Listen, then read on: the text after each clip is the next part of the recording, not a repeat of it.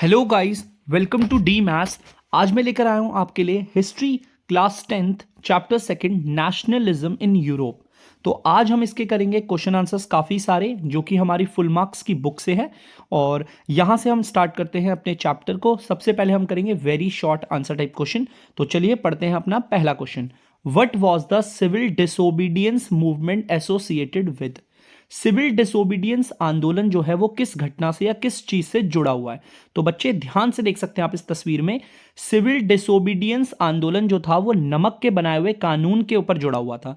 अंग्रेजी सरकार जो थी हमारी, अंग्रेजी सरकार ने नमक के ऊपर कानून बनाया था, जिस कानून के खिलाफ महात्मा गांधी ने इस तरीके से समुद्री तट पर जाकर नमक को, देखो आप इस तस्वीर में देख सकते हैं ध्यान से, महात्मा गांधी जो है वो समुद्री तट पर खड़े हैं और यहां पर नमक अपने हाथ पे उठाकर इस आंदोलन की शुरुआत करते हैं। तो याद रखिएगा आंदोलन का नाम सिविल डिसोबीडियंस आंदोलन।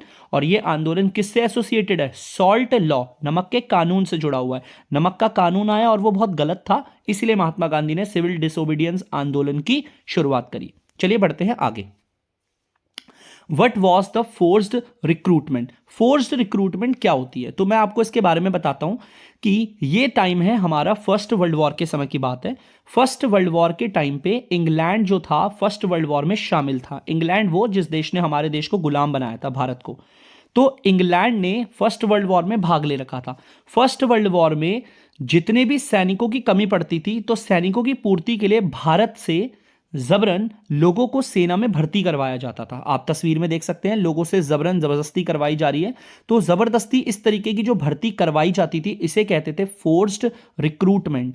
क्योंकि ज्यादातर खास तौर पे ना गांव वाले लोगों को इसका शिकार बनाया जाता था। गांव के इलाकों में ये अंग्रेज जो है वो वहां जाते थे और वहां के जो भी नौजवान नौयुवक होते थे उन्हें जबरदस्ती सेना में भर्ती करवाते थे और फिर फर्स्ट वर्ल्ड वॉर के लिए वहां लड़ने के लिए भेज दिया करते थे, जहां पर हमें पता है उन लोगों की मृत्यु हो जाती थी। चलते बढ़ते हैं आगे। Name two places where Mahatma Gandhi successfully organise satyagraha movement. हमें उन दो जगहों के नाम बताने हैं जहां पर महात्मा गांधी ने सत्याग्रह आंदोलन को चालू किया और उन्हें सक्सेस भी हाथ लगी। तो देखिए बच्चे, आप इस नक्शे में देख सकते हैं वो कौन से दो हैं। जैसा कि हमारा चंपारण जो कि बिहार में है और दूसरा आपका खेड़ा जो कि आपका गुजरात में आ रहा है। ये दो हमारे ऐसी जगहें हैं जहां पर गांधी जी ने सत्याग्रह आंदोलन की शुरुआत करी। ध्यान से आंदोलन याद रखना, सत्याग्रह आंदोलन चंपारण में भी हुआ था। चंपारण बिहार के अंदर आता है, देखो ये बिहार है, बिहार के अंदर आता है चंपारण। और दूसरा आपका खेड़ा, खेड़ा आपका कहां आता है? गुजरात में। इन दोनों जगह पर हुआ था सत्याग्रह आंदोलन और गांधी जी को इसमें सफलता भी हाथ लगी थी। तो चलिए बढ़ते हैं आगे। Why was a खिलाफत committee formed in Bombay in March 1919? तो बच्चे ये बात है आपकी सन 1919 मार्च की। बॉम्बे में खिलाफत कमेटी बनी थी। क्यों बनी थी खिलाफत कमेटी? देखिए आप तस्वीर में देख सकते हैं, ये जो खिलाफत कमेटी है ये बॉम्बे में मार्च 1919 को इसलिए बनाई गई थी ताकि खलीफा की पावर को डिफेंड किया जा सके। अभी खलीफा कौन है सर, इसके बारे में डिटेल में अभी आगे आने वाले क्वेश्चंस में आपको और भी अच्छे से पता चलेगा कि क्यों खिलाफत कमेटी। मैं आपको इतना बता देता हूं, ये जो तस्वीर में आपको खिलाफत कमेटी दिख रही है ना, ये खिलाफत कमेटी मुसलमानों ने बनाई थी। ठीक है, उस वक्त के मुसलमानों ने खिलाफत कमेटी बनाई थी और ये बनाई क्यों थी? खलीफा की पावर को डिफेंड करने के लिए, मतलब जो खलीफा था उसकी ताकत को बनाए रखने के लिए। ठीक है, अभी इसके बारे में डिटेल्स अच्छे से अभी आपको आगे पता चलेगा। चलते बढ़ते हैं आगे। What did Mahatma Gandhi do to launch a more broad based movement in India? Mahatma Gandhi ने पूरे भारत में बहुत बड़ा आंदोलन चालू करने के लिए क्या किया? जैसा कि महात्मा गांधी जानते थे, सिविल डिसोबीडियंस आंदोलन जो कि नमक लॉ के ऊपर आधारित था। आपको पता है ना, नमक के ऊपर कानून बना था। फिर मैंने आपको पढ़ाया था कि महात्मा गांधी ने सिविल डिसोबीडियंस आंदोलन चालू करा। उसी तरह चंपारण और खेड़ा में आपका जो था सत्याग्रह आंदोलन। महात्मा गांधी ने सोचा कि ऐसे छोटे मोटे आंदोलन करने से कुछ नहीं होगा, अगर एक बहुत ही बड़ा आंदोलन चालू करना है, बहुत ही बड़ा मतलब ब्रॉड बेस्ड मूवमेंट जो कि पूरे भारत में लॉन्च हो, इसके लिए क्या करना पड़ेगा? महात्मा गांधी ने मुसलमानों को और हिंदुओं को एक किया, क्योंकि वो बहुत अच्छे से जानते थे कि अगर ये दोनों हमारे ग्रुप्स अगर एक हो जाए तो आंदोलन काफी बड़े लेवल का हो सकता है। तो इसीलिए बड़े लेवल का आंदोलन चालू करने के लिए महात्मा गांधी ने हिंदुओं और मुसलमानों को एक करवाया। अगला क्वेश्चन है हमारा, what was Gandhi ji conviction regarding the starting of the non cooperation movement that he expressed in his book Hind Swaraj? तो यहां पर बोला हुआ है गांधी जी अपनी एक किताब लिखते हैं, हिंद स्वराज नाम की किताब। तो किताब का नाम है हिंद स्वराज। अपनी इस किताब में गांधी जी नॉन कोऑपरेशन आंदोलन के बारे में क्या विचार लिखते हैं अपने। जाहिर सी बात है, देखो किताब भी आपकी किसकी है, हिंद स्वराज, गांधी जी की लिखी हुई। और इसमें जो आंदोलन का जिक्र किया जा रहा है नॉन कोऑपरेशन मूवमेंट, ये भी गांधी जी ने लॉन्च करवाया। तो अपनी इस किताब में गांधी जी इस आंदोलन के बारे में क्या बताते हैं, तो बच्चे मैं आपको बताता हूं। गांधी जी, देखिए तस्वीर में दिखा रखा है, गांधी जी अपनी हिंद स्वराज की किताब में लिखते हैं नॉन कोऑपरेशन आंदोलन के बारे में। वो कहते हैं कि भारत का गुलाम बनने का कारण सिर्फ एक ही है, कोऑपरेशन करना। कोऑपरेशन का मतलब होता है किसी की आज्ञा का पालन करना, किसी का कहना मानना, किसी का हुक्म स्वीकार करना। महात्मा गांधी अपनी किताब में लिखते हैं कि भारतीयों का गुलाम बनने का कारण ही यही है। देखिए आप देख सकते हैं यहां पर किस तरीके से जो भारतीय लोग हैं, यहां पर दिख रहे होंगे लोग जो है वो अंग्रेजों का कहा मान रहे हैं, कोऑपरेशन कर रहे हैं। महात्मा गांधी कहते हैं कि अगर भारत को आजाद होना है तो उन्हें नॉन कोऑपरेशन करना पड़ेगा, अंग्रेजों का कहा नहीं मानना पड़ेगा। जिस दिन भारत के हर एक निवासी, भारत के रहने वाले हर एक नागरिक ने, भारत के रहने वाले हर एक नागरिक ने अंग्रेजों का कहा हुआ मानने से इनकार कर दिया, माने कि नॉन कोऑपरेट कर दिया, उस दिन भारत आजाद हो जाएगा। और यही चीज लिखते हैं गांधी जी अपनी हिंद स्वराज में नॉन कोऑपरेशन आंदोलन के बारे में। देख सकते हैं तस्वीर में, देखिए साफ दिख रहा है। What were the demand of the Awadh pheasant, जो अवध के मजदूर थे। अवध ना बच्चे एक जगह है, ठीक है, यूपी में आती है अवध, आपको बता दूं मैं आपको। तो अवध के जो मजदूर थे, बेचारे पीसेंट थे, उनकी क्या मांगे थी, 3 मांगे थी, वैसे तो बहुत सारी थी, मेन मेन 3 डाली गई है। तो अवध के जो मजदूर थे उनकी 3 डिमांड आप देख सकते हैं यहां पर। सबसे पहला, रेवेन्यू को रिडक्शन करो। देखो देखो यहां पर साफ बोला हुआ, रेवेन्यू को कम करो।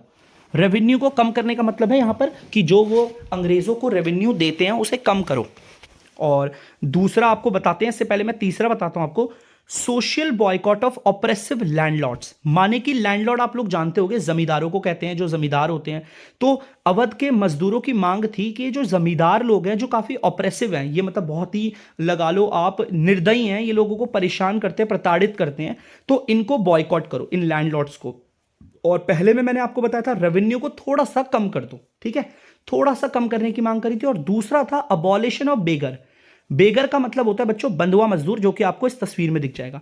बंधुआ मजदूर को कहते हैं बेगर। अब बंधुआ मजदूर क्या होता है मैं आपको बताता हूं। जैसे कि कुछ मजदूरों से काम करवाया जाए और काम करने के बाद उन्हें किसी प्रकार की दिहाड़ी ना मिले। दिहाड़ी का मतलब उसकी मजदूरी, जो भी उसने मेहनत करी है उसका कोई उसको पैसा ना मिले, इसे कहते हैं आपका बेगर। और ये करवाया जाता था, देख सकते हैं आप तस्वीरों में किस तरीके से जो सैनिक है उन लोगों ने कुछ लोगों को बंदी बना रखा है और इन्हीं से काम करवाते हैं और इनको बदले में कुछ भी प्राप्त नहीं होता। तो जो अवध के पीसेंट थे उनकी यही मांग थी कि इस बेगर को, ये तस्वीर में आपको बेगर दिख रहा है, इसे बंद किया जाए। ये जो बंधुआ मजदूर बनाकर काम करवाया जाता है इसे बंद करें। With what purpose did the Simon commission arrive in India. जैसा हम सभी जानते हैं साइमन कमीशन भारत में आया था, बहुत ही फेमस है ये टॉपिक। साइमन कमीशन भारत में आया था, आया तो भारत में था लेकिन कहां से, इंग्लैंड से। यहां पर दिक्कत है कि साइमन कमीशन भारत में आया क्यों। देखिए बच्चे, साइमन कमीशन इंग्लैंड से भारत में आया। देखो आपको दिखाता हूं, ये रही साइमन कमीशन। साइमन कमीशन किसी एक आदमी का नाम नहीं है। साइमन कमीशन में बहुत सारे लोग थे, ग्रुप था, जो कि इंग्लैंड से भेजा गया था भारत में। अब इसको भेजने के 2 कारण थे। ये साइमन कमीशन जो भारत में आया, इसके 2 कारण क्या थे। पहला, साइमन कमीशन ये चेक करने आए थे ये लोग कि भारत में ईस्ट इंडिया कंपनी सही तरीके से काम कर रही है नहीं कर रही, मतलब देश को सही तरीके से चला पा रही है नहीं चला पा रही।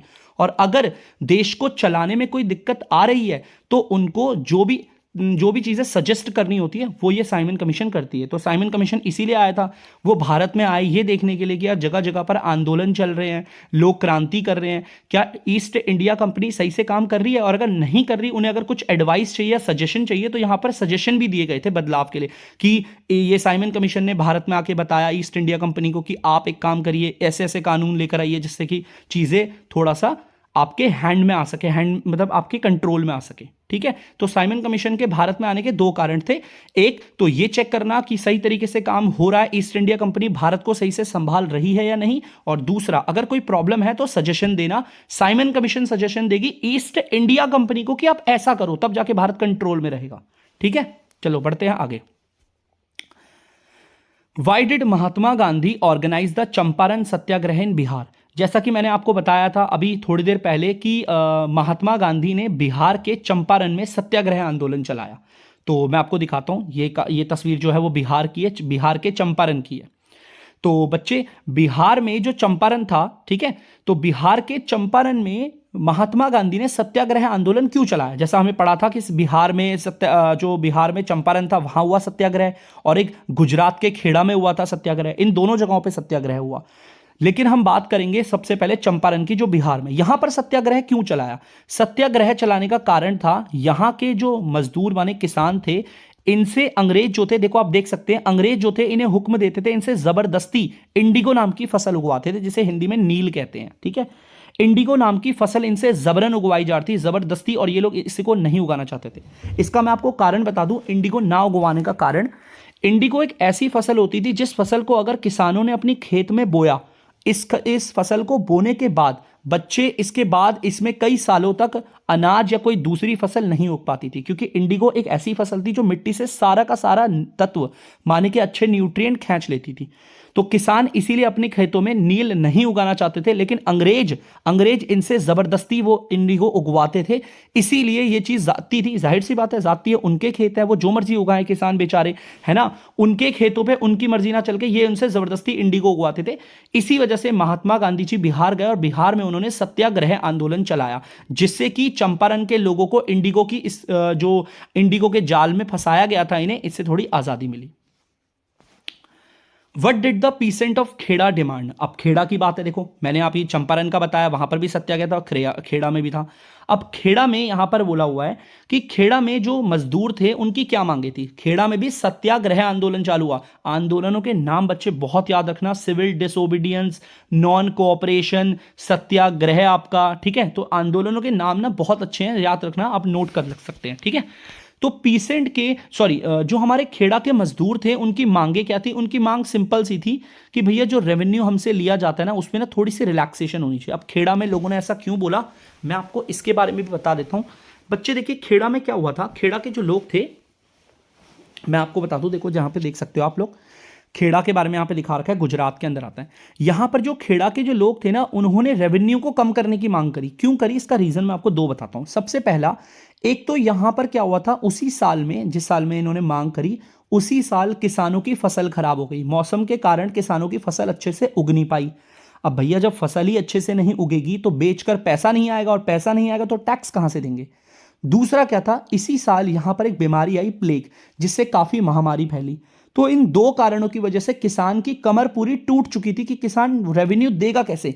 इसीलिए जो खेड़ा के किसान थे उन्होंने मांग करी मजदूरों ने कि आप हमारा रेवेन्यू कम कर दो। लेकिन अंग्रेज इतने जुल्मी, इतने जाती, उन्होंने इस पे भी नहीं माना, और उन्होंने कहा नहीं, आपको अगर देना है तो देना पड़ेगा, चाहे प्लेग की महामारी आ रही है, चाहे आपकी फसल ना उग रही है, कैसे मर्जी करो, खेतों को बेचो, लेकिन हमारा रेवेन्यू हमें दो। ये जाती थी। इसीलिए महात्मा गांधी ने यहां पर भी सत्याग्रह आंदोलन चलाया और इन लोगों को थोड़ी रियायतें बरताई। For long the Congress had ignored the Dalit, what was the reason behind this? अब बच्चे ये भी बड़ा इंटरेस्टिंग क्वेश्चन है। पता है, काफी लंबे समय तक हम बात कर रहे हैं कांग्रेस, भारत की वो पार्टी जो बहुत ही पुरानी पार्टी है, अभी तो नई नई पार्टियां बनी हैं, लेकिन इंडियन नेशनल कांग्रेस, जिसे हम कांग्रेस पार्टी भी कहते हैं, ये पार्टी बहुत पुरानी है। तो कांग्रेस पार्टी ने लंबे समय तक दलितों को इग्नोर किया। दलित का मतलब बच्चे जो समाज में छोटी जात के होते हैं ना, उन्हें दलित कहा जाता है, ठीक है। तो यहां पर है, कांग्रेस पार्टी ने काफी लंबे समय तक दलितों को इग्नोर किया, मतलब हमेशा दलितों के बारे में बात नहीं करी, ऊंची ऊंची जात के लोगों के बारे में बात करी, उनके मुद्दे पे विषय किया, मतलब उनके जो मुद्दे थे, उनके जो टॉपिक थे, उसी के ऊपर बातें करते थे, और दलितों को इग्नोर किया लंबे समय तक, हमेशा नहीं, लंबे समय तक। ऐसा क्यों किया, इसका कारण क्या था? तो बच्चे इसका कारण मैं आपको बताता हूं। देखो तस्वीर में आपको साफ दिखा रखा है, यहां तस्वीर में जिसको यहां पर दिखाया जा रहा है, ये है आपका दलित, और बाकी के आपके ऊंची जात के कंजर्वेटिव्स हैं, ये ऊंची ऊंची जात के लोग हैं, ठीक है। ये बाकी तीन ऊंची जात के हैं, और ये जो मैंने आपको दिखाया ये आपका हो गया है आपका दलित। तो कांग्रेस पार्टी ने हमेशा इन दलितों को इग्नोर लंबे समय तक इसलिए किया बच्चे, दलितों को इग्नोर करने का कारण सिर्फ एक ही था। क्यों? क्योंकि देखिए, कांग्रेस पार्टी को चलाने, किसी भी पार्टी को चलाने के लिए जाहिर सी बात है पैसे चाहिए होते हैं, और पैसे, पावर, ये सारी की सारी ऊपर की जात के लोगों से आया करती थी, और ये ऊपर के जात के लोगों पे पावर थी, इन पे पैसा था, और ये कांग्रेस पार्टी को सपोर्ट करते थे। अब कांग्रेस पार्टी को यह डर था कि अगर वो दलित के विषय पे बात करेंगे, अगर वो दलितों के विषय पे बात करेंगे या दलितों के हित में बात करेंगे, तो कहीं उससे ये ऊंची जाति के लोग नाराज होकर कांग्रेस पार्टी को सपोर्ट करना ना छोड़ दें। इस डर के मारे कांग्रेस पार्टी ने लंबे समय तक ये जो दलित है इन लोगों को मतलब काफी समय तक इग्नोर किया था। लेकिन बाद में आगे जाकर फिर दलितों की भी मांगे देखी और दलितों के लिए भी किया गया, भी हम आगे चैप्टर में पढ़ेंगे। लेकिन फिलहाल आपको समझ में आ गया होगा लंबे समय तक दलितों को इग्नोर करने का कारण। भाई अगर अगर दलितों के बारे में बात करेंगे तो ऊंची जात वाले, अरे बाप रे, वो ऊंची जात वालों का तो यह सिस्टम होता था कि हम ऊंची जात, ये नीची जात, ये शूद्र, ये निचला व्यक्ति, ये हमारे साथ बैठेगा, ये हमारे कंधे से कंधा मिलाकर अब पार्टी में भाग लेगा। अगर ऐसी पार्टी में अगर आप लोग इन लोगों को शामिल करेंगे तो हमें नहीं करना किसी क्रांति में भाग। इस तरीके से ये बातें उठ सकती थी। तो इसीलिए कांग्रेस पार्टी को डर था कहीं दलितों के विषय में बात करते करते ये जो ऊंची जातों का सपोर्ट है हम ये ना खो दें। इस वजह से लंबे समय तक दलितों को इग्नोर किया गया। What according to Mahatma Gandhi revealed the most oppressive face of the British rule। जैसा कि आप सबको पता है समय समय पर अंग्रेजों का चेहरा दिखते आया गया है। हम जानते हैं सबके सब कि समय समय पर अंग्रेजों का चेहरा दिखते आया गया है। यहां पर बोला गया है गांधी जी ने अंग्रेजों का सबसे ऑपरेसिव फेस हमें कब रिवील करवाया। देखो पूरी दुनिया को पता था कि जो अंग्रेज है वो जाती और जुल्मी है, मतलब हम पे जुल्म करते हैं। लेकिन सबसे सर के ऊपर पानी तो तब गया जब उन्होंने बनाया नमक के ऊपर कानून। अपने नमक के ऊपर कानून बनाकर उन्होंने अपनी मोनोपोली को, मतलब ये जो अपना दबदबा था उसे काफी बढ़ाया। और महात्मा गांधी ने जैसे ही उन्होंने नमक के ऊपर टैक्स लगाया ना, तो महात्मा गांधी ने कहा कि भैया अब तो आपने, जिसे कहते हैं ना एकदम मतलब आप बोल लीजिए कि जुल्म, मतलब जातीपन का हद ही कर दिया। मतलब इतने जुल्मी, मतलब इतने ज्यादा ही जुल्मी, इतने क्रूएल हो गए हैं कि नमक के ऊपर टैक्स लगा दिया। गांधी जी की यह मांग थी कि नमक एक ऐसी चीज है बच्चे कि अमीर से अमीर और गरीब से गरीब नमक एक बराबर मात्रा में खाते हैं। नमक ऐसा नहीं कि अमीर है तो ज्यादा खाएगा अमीर, गरीब है तो गरीब कम खाएगा, नमक तो सब बराबर मात्रा में खाते हैं। तो गांधी जी ने कहा कि इस नमक के ऊपर टैक्स बनाने की कोई जरूरत नहीं है। तो नमक के ऊपर जैसे उन लोगों ने टैक्स बनाया तो गांधी जी इससे काफी नाराज हुए थे और गांधी जी ने बोला कि अंग्रेजी सेना जो थी, अंग्रेजी प्रशासन जो था वो काफी ज्यादा क्रूएल था। उनका ऑपरेसिव फेस तब दिखा कि भाई ये लोग तो, इन लोगों ने तो नमक को तक नहीं छोड़ा। ये लोग चलो कॉटन पे और हमारे जो माल इधर बाहर अंदर बाहर जाता है इंपोर्ट एक्सपोर्ट, उस पे टैक्स लेते थे, हर चीज पे लेते थे, लेकिन नमक पे टैक्स लगाने के बाद तो इन लोगों ने सब चीज की हद ही पार कर दी थी। चलिए बढ़ते हैं आगे। Name the two Indian leader between whom the Poona pact was signed. देखिए ये भी बड़ा इंटरेस्टिंग है, पूना पैक्ट। आप में से कई बच्चों ने क्लास 8 में पढ़ा होगा। पूना पैक्ट एक समझौता था, पूना पैक्ट। क्वेश्चन कह रहा है आपको उन दो बड़े नेताओं के नाम बताने हैं जिनके बीच में पूना पैक्ट साइन हुआ था। पूना पैक्ट एक समझौता था। देखो आप तस्वीर में देख सकते हो पूना पैक्ट के बारे में। पूना पैक्ट का जो हमारा समझौता था वो बड़े बड़े दो महान नेताओं के बीच में साइन हुआ था। मतलब समझौता इन दोनों के बीच में हुआ था। एक थे हमारे महात्मा गांधी और दूसरे थे डॉक्टर भीमराव अंबेडकर, जिन्हें हम बाबा साहेब भी कहते हैं। ठीक है, he is the father of our constitution बोल सकते हो आप, है ना। तो यहां पर जो पूना पैक्ट का समझौता था वो इन दो बड़े बड़े नेताओं के बीच में हुआ था। एक थे हमारे गांधी जी और दूसरे थे हमारे डॉक्टर भीमराव अंबेडकर। अब बहुत बच्चों के दिमाग में चल रहा होगा सर ये पूना पैक्ट होता क्या है, सर ये पूना पैक्ट था क्या, मतलब इसमें क्या था, क्या समझौता हुआ था। तो अभी आगे वाले क्वेश्चंस में आप अच्छे से जानेंगे। बस थोड़ा सा जो आपको पढ़ाया जा रहा है उसे लर्न करके रखना ताकि आने वाली कहानी आपको और अच्छे से इंटरेस्टिंग वे में समझ में आए। तो याद रखिएगा पूना पैक्ट वो समझौता था जो महात्मा गांधी और डॉक्टर भीमराव अंबेडकर के बीच में था। तो चलिए बढ़ते हैं आगे। What were Gandhi ji apprehensions regarding the grant of separate electorate to the Dalit। चलिए अब मैंने पूना पैक्ट का बताया था, उसी से रिलेटेड कुछ क्वेश्चन है। गांधी जी की चिंता थी। अब चिंता क्या थी, देखो क्वेश्चन कह रहा है कि गांधी जी की क्या चिंता थी जब दलितों को एक अलग से इलेक्टोरेट दिया जा रहा था या इलेक्टोरेट की बात चल रही थी। देखो मैं आपको समझाता हूं कुछ अच्छे से कि जैसे कि आपको दिख रहा होगा सभा थी। अब यहां पर ना दलित पार्टी कह रही थी, दलित के जो लोग थे, जो छोटी जाति के लोग थे दलित, वो कह रहे थे हमें अलग से इलेक्टोरेट चाहिए। मतलब कि हमारा अलग से सीट होनी चाहिए जिसमें हमारा व्यक्ति बैठे और उसको क्या कहते हैं, अलग से इलेक्टोरेट का मतलब समझो। जैसे आप देख सकते हो तस्वीर में काफी सारे लोग बैठे हुए हैं, अलग अलग नेता बैठे हुए हैं। तो दलितों की डिमांड थी कि हमें अलग से इलेक्टोरेट चाहिए, हमें अलग से इस ऐसी कमेटी में, ऐसी जगह पर अलग से हमें थोड़ी सीट चाहिए जो हमारे लिए रिजर्व्ड हो। लेकिन महात्मा गांधी इस चीज के लिए टेंशन ले रहे थे बहुत ही ज्यादा। क्या चिंता थी उन्हें, मतलब ऐसा क्या टेंशन था महात्मा गांधी को कि दलितों को इस तरीके से इलेक्टोरेट देने में महात्मा गांधी को डर लग रहा था। और क्या था डर, उनकी क्या थी चिंता, सवाल ये पूछ रहा है हमसे। तो चलिए मैं बताता हूं आपको। महात्मा गांधी इस तरीके से, हमारी जो सभा लगी ना, यहां पर स्पेशल इलेक्टोरेट दलित्स को, मतलब दलितों के लिए भी अलग से सीटों, कुछ सीटें रिजर्व करके दलितों के लिए रखी जाए, इसमें महात्मा गांधी इसलिए डर रहे थे और इसलिए मना कर रहे थे इस चीज के लिए क्योंकि महात्मा गांधी की सोच ये थी कि अगर दलितों को हमने स्पेशल अलग से इलेक्टोरेट दे दिए, इलेक्टोरेट का मतलब होता है यहां पर कुछ सीटें दे दी, तो जाहिर सी बात है अगर दलितों को कुछ सीट दे दी जाएगी तो दलितों की कुछ मांगे पूरी हो जाएंगी, और मांगे पूरी होने पर दलित का आजादी के लिए आंदोलनों में भाग ना लेना सबसे बड़ा विषय था गांधी जी का, ये कि अगर दलितों को अगर अलग से हम स्पेशल इलेक्टोरेट दे देंगे उन्हें कुछ सुविधाएं प्राप्त हो जाएंगी। जाहिर सी बात है कि अगर उन्हें कुछ सुविधाएं प्राप्त हो जाए, अगर उनका जो भी प्रॉब्लम्स है अगर उनका अलग से इलेक्टोरेट होगा तो वो सारी अपनी प्रॉब्लम्स उसे ही को कहेंगे, वो गांधी जी या फिर आंदोलनों में भाग नहीं लेंगे। और दलित अगर इस तरीके से अलग इलेक्टोरेट पाएंगे और आंदोलनों को छोड़ देंगे, क्योंकि उन्हें अगर थोड़ी बहुत सुविधाएं प्राप्त हो गई तो वो आंदोलन छोड़ सकते थे। गांधी जी ने कहा अगर दलित आंदोलन छोड़ देंगे तो हमारा हमारा जो आंदोलन है, हमारा देश को आजाद कराने का सपना है, आंदोलन कमजोर पड़ जाएगा। ये थी प्रॉब्लम। ठीक है, तो चलिए बढ़ते हैं आगे। Why did the business classes in India participated in civil disobedience movement? अब यहां पर है कि जो भारत में बड़े बड़े अमीर लोग थे, मतलब बिजनेस क्लास के लोग, है ना, भारत में बड़े बड़े अमीर लोग जो थे उन्होंने सिविल डिसोबीडियंस आंदोलन में भाग क्यों लिया? अब यार एक बात बताइए, आप सब जानते हो कि भारत में जब भी अंग्रेज टैक्स लगाते थे तो जाहिर सी बात है बिजनेस क्लास वाला व्यक्ति जो अमीर है वो उस पर इतना पैसा होता था कि वो अंग्रेज को टैक्स देके अपनी आराम से जिंदगी को काट सके। लेकिन फिर बिजनेस क्लास को क्या दिक्कत हो गई कि उन्होंने भी आंदोलनों में भाग लेना शुरू कर दिया। तो बच्चे मैं आपको बताता हूं उसके कारण क्या था, इम्प्रिंट्स ऑफ फॉरेन गुड्स, जैसा कि यहां पे आपको तस्वीर में दिखाता हूं। देखो बहुत सारे कारण थे। अब कारण यह था कि जो भारत के बिजनेस क्लास के लोग थे उनका काम एकदम मंदा हो गया था अंग्रेजों की वजह से। अंग्रेज जो थे वो फॉरेन गुड्स को लेकर आए थे भारत में, जिसकी वजह से हमारे भारतीय सामान बिकना बंद हो गए थे और इनका पूरा का प्रचलन, पूरा भारत का जो इंडियन गुड्स था ना, ये आप तस्वीर में देख रहे हो, ये पूरा का पूरा कम हो गया था। अब अंग्रेजी सेना, आप राइट साइड में जो देख रहे हैं वो हमारे फॉरेन गुड्स हैं जो अंग्रेज भारत में लेकर आए, और लेफ्ट साइड में हमारे वो गुड्स दिखेंगे, वो सामान माने कि जो हमारे भारत के लोगों के हैं। अब हमारे भारत के व्यापारी के लिए इतने इसलिए टेंशन का प्रॉब्लम था क्योंकि अंग्रेजी सामान हमारे देश में ज्यादा बिकता था और भारत का सामान कम बिकता था। तो जाहिर सी बात है उनकी कमाई कम होती थी, उनके कमाई में दिक्कत हो रही थी। वो भी नहीं चाहते थे कि भारत में अंग्रेज रहें। भाई अगर अंग्रेज रहेंगे तो सारा पैसा यही कमा के लेकर जाएंगे, हमारे भारत के जो बिजनेस क्लास के लोग हैं उन्हें तो प्रॉब्लम होगी। इस वजह से उन लोगों ने क्या करा था, आंदोलनों में भाग लिया। इसके अलावा यहां पर यह भी बताया जाता है बच्चे कि जो अंग्रेज थे ना वो इंपोर्ट और एक्सपोर्ट करने पर टैक्स लेते थे। मैं आपको समझाता हूं इंपोर्ट और एक्सपोर्ट। अगर हमारे भारत का कोई बिजनेसमैन है, अगर वो किसी सामान को इंपोर्ट करता है, मतलब कि दूसरे देश से सामान को हमारे भारत में लेकर आता, तो उसे पैसा देना पड़ता था, टैक्स बहुत ज्यादा था।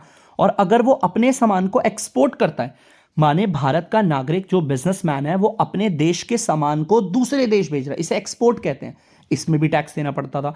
तो यार इतना ज्यादा अगर टैक्स देंगे तो कैसे उनकी कमाई होगी? तो इसीलिए जो हमारे बिजनेस क्लास के लोग थे उन्होंने आंदोलन में भाग लिया ताकि इन अंग्रेजों को भगाया जाए और उनकी भी गाड़ी थोड़ी सी सही चले। तो इसीलिए उन लोगों ने आंदोलन में भाग लिया था। अगला है how did Gandhi ji visualise women, मतलब कि गांधी जी औरतों को, मतलब गांधी जी का औरतों को लेकर क्या नजरिया था। तो मैं आपको बता दूं गांधी जी का औरतों को लेकर नजरिया यह था, गांधी जी के हिसाब से औरतें जो है एक सही औरत, मतलब यहां पर लिखा भी है कि गांधी जी के हिसाब से और गांधी जी का नजरिया यह था कि औरतों को अपना चूल्हा चौका देखना चाहिए, अच्छी पत्नी का और अच्छे अपने बच्चों का ख्याल रखना चाहिए। तो गांधी जी के नजरिए में औरतों के लिए यह था कि भैया तुम अपना देखो, आप तस्वीर में देख सकते हो, अपने घर का अच्छे से काम वाम करो, अपना चूल्हा देखो। यहां पर जो साफ बोला हुआ है इस आंसर में, हर्थ मतलब इसका मतलब चूल्हा होता है, अपने चूल्हे को देखो, अपने घर को संभालो और अपने बच्चों का ख्याल रखो। गांधी जी का नजरिया यह था कि औरतों को इस चीज पे बहुत अच्छे से ध्यान देना चाहिए। Why did the tribal peasant participate in the non-cooperation movement? अब देखिए यहां पर बड़ा इंटरेस्टिंग सवाल है कि ट्राइबल पीपल माने कि कबीले वाले लोग, आपने देखा होगा ना जंगल में कबीले वबीले वाले लोग होते हैं, तो कबीले वाले लोगों ने नॉन कोऑपरेशन मूवमेंट, मतलब गांधी जी ने चलाया था non cooperation movement. Gandhi ji का क्या कहना था कि भैया अंग्रेजों को कोऑपरेट मत करो, उनका कहा मत मानो। नॉन कोऑपरेट मूवमेंट मतलब उनका कहा छोड़ो, मानना ही नहीं है। इस आंदोलन का मकसद यह था। तो जो नॉन कोऑपरेशन आंदोलन था, इस आंदोलन में कबीले वाले लोगों ने पार्टिसिपेट क्यों किया? भाई कबीले वाले लोगों को क्या जरूरत थी? तो आप देख सकते हैं कबीले वाले लोगों का मैंने यहां पे फोटो ले रखा है। तो बच्चे कबीले वाले लोगों को गांधी जी के नॉन कोऑपरेशन आंदोलन में भाग लेने का इसलिए था, मतलब उनका मकसद, क्योंकि इन कबीले वाले लोगों के साथ भी जाती हुई थी। मैं आपको समझाता हूं। अंग्रेजी लोग फॉरेस्ट लॉ लेकर आए थे, जंगल का कानून। अब जंगल के कानून में कुछ प्रावधान थे, मतलब कि कुछ रूल्स थे कि कबीले वाले लोग, जिन्हें हम ट्राइब्स कहते हैं, ट्राइब्स को जंगलों से बाहर खदेड़ दिया जाएगा। ये लोग जंगलों के अंदर एंटर नहीं कर सकते। जंगलों के अगर अंदर जाना है तो इन लोगों के लिए साफ प्रतिबंध होता था। ना तो ये जंगल के अंदर जा सकते हैं, अपने जानवरों को अंदर जाके चुगा सकते हैं, ना जंगल के अंदर से लकड़ियां या सामान या जो भी कुछ जरूरतमंद चीजें होती हैं वो नहीं लेके आ सकते। अब ये तो गलत है ना। ये जो ट्राइबल लोग हैं, आप तस्वीर में देख सकते हो, जो ट्राइबल कबीले के लोग हैं, इनका तो जन्म ही जंगलों में हुआ है, इनका तो पालन पोषण सब जंगल में हुआ है। अब अचानक से अंग्रेज लोग आते हैं और इन्हें जंगल में फॉरेस्ट लॉ बनाकर इन्हें भगा देते हैं, तो इनके साथ तो गलत हुआ ना।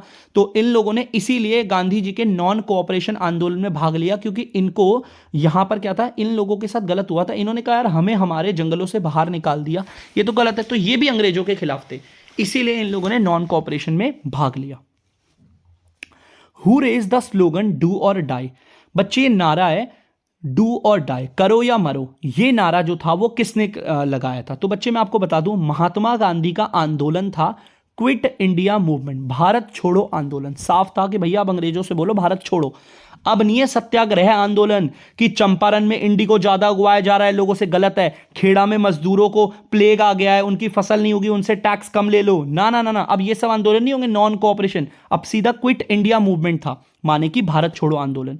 तो गांधी जी का ये आंदोलन था भारत छोड़ो आंदोलन। उसमें उन्होंने माइक पे सारे लोगों से ये कहा, करो या मरो। देखो डू और डाई मतलब यही वक्त है भाई, गांधी जी का मानना था अब यही वक्त है, इसी वक्त पे हम लोग अपने लिए कर सकते हैं, या तो हम करेंगे या तो फिर मरेंगे, जिंदगी भर अंग्रेजों की गुलामी करते रहेंगे। तो यही वक्त है, करो या मरो। तो यह आंदोलन में बोला गया था गांधी जी का स्लोगन डू और डाई। आंदोलन का नाम था quit India movement. Who wrote Vande Mataram, what is it? Vande Mataram किसने लिखा और ये है क्या? तो बच्चे मैं आपको बता दूं, यहां पर तस्वीर में आपको दिखाई जा रही है बंकिम चंद्र चट्टोपाध्याय, और इनका एक और नाम है बंकिम चंद्र चटर्जी। बच्चे इन्होंने लिखा था आपका वंदे मातरम, जो कि एक देशभक्ति का संगीत है। ठीक है, आप देख सकते हैं ये एक बंगाली राइटर भी थे, ये कवि भी थे, ये जर्नलिस्ट भी थे। देखो बंगाली राइटर बंगाली में कविताएं लिखते थे, और ये कवि भी थे, लेखक भी थे, कवि भी थे, और आपके जर्नलिस्ट भी थे। मतलब कि जो जर्नलिस्ट आप जानते होंगे ना, जो इधर उधर जानकारी इकट्ठा करते हैं, ऐसे न्यूज़ मीडिया वाले, वैसे जर्नलिस्ट भी थे। तो याद रखना, इनका नाम इंपॉर्टेंट है काफ़ी, ये नाम याद रखना। वंदे मातरम जो है वो देशभक्ति संगीत है, जिसे लिखा था बंकिम चंद्र चट्टोपाध्याय ने, या फिर आप चटर्जी भी लिख सकते हैं।